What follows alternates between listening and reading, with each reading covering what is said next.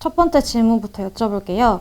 초대 경찰국장으로 김순호 경찰청 안보수사국장이 발탁되었는데요. 비경찰대 경장경력 채용 출신입니다. 이 인사는 어떻게 보시나요? 이상민 장관께서 경찰대 출신을 이제 의도적으로 배제하려는 그 의도를 가진 첫 번째 인사죠. 행안부 장관이 경찰국장을 통해서 경찰 인사권을 실질적으로 장악한다는 그게 가장 큰 문제점이거든요. 행안부 장관 입장에서 볼 때 인사에 있어서 자신의 의사가 관철되도록 하는 적절한 사람을 선택한 건 아닌가. 경찰대 개혁 추진 어떻게 보고 계신가요? 경찰대 제도에 대해서 많은 부분의 개혁이 이루어졌습니다. 과거 120명이었던 입학 정원을 100명으로 줄였고 그 100명을 다시 절반으로 나누어서 그 절반은 현직에 있는 사람들 또는 일반 대학에서 편입한 사람들. 근데 엄청난 변화거든요. 순혈주의라고 하는 경찰대학의 특성이 깨져버린 거거든요. 그 다음에 경찰대학 졸업생들에 대해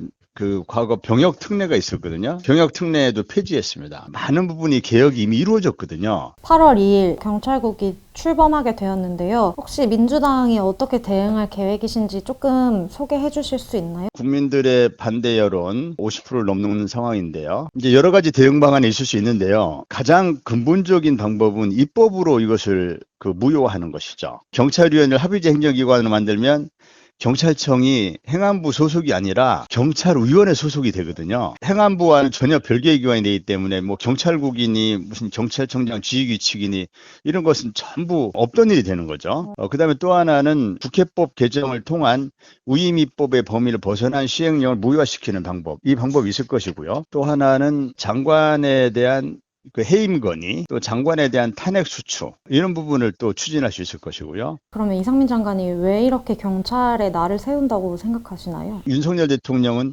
검찰 만능주의 사고에 빠져 있기 때문에 경찰을 자신의 발 아래 두고 싶은 잠재적인 의식을 갖고 있던 분이거든요. 한동훈 장관이 실질적으로 검찰을 지금 완전히 장악하고 있잖아요. 그런 것처럼 경찰은 이상민 장관이 완벽하게 장악하게 해보겠다. 그런데 이 경찰 장악의 최대 걸림돌 중에 하나가 경찰대 출신들입니다. 경찰대 출신을 주요 인사 승진 보직에서 배제시키고 싶어 하는 것이죠. 또 일각에서는 이제 검경 수사권이 조정되어서 경찰 권한 강화되었고 경찰에 대한 통제가 필요한 것 아니냐고 주장하잖아요.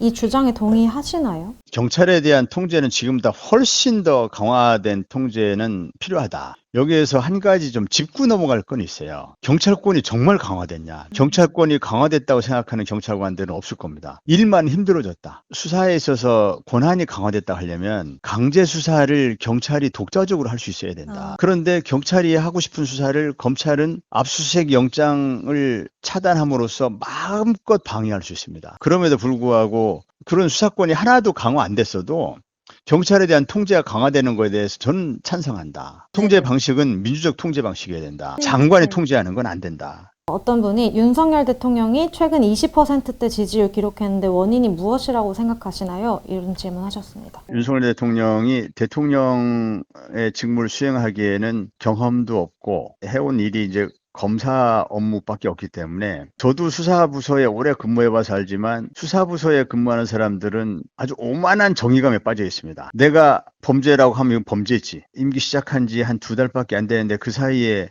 경찰을 향해서 국기문란 발언을 2번씩이나 해댔어요. 첫 번째 국기문란 치안감 인사본복 대통령이 내용도 파악도 안 해보고 경찰에 대해서 국기문란 이런 발언을 그렇게 함부로 얘기해놓고 알고 보니까 뭐 경징계에 그칠 만한 사안이다. 이 부분은 국정조사를 해야 될 부분이라고 봅니다. 대통령 결재가 나기 전에 누가 이것을 발표했느냐. 얘기 안 한 이유는 이 부분에 대해서 책임 있는 사람은 이상민 장관 혼자뿐이죠. 고작 그 경찰 장악해보려고 국기문란 발언식이나 하고 장관은 쿠데타 발언이나 하고 이러면 점점 더 국민들은 멀어져 가는 거죠.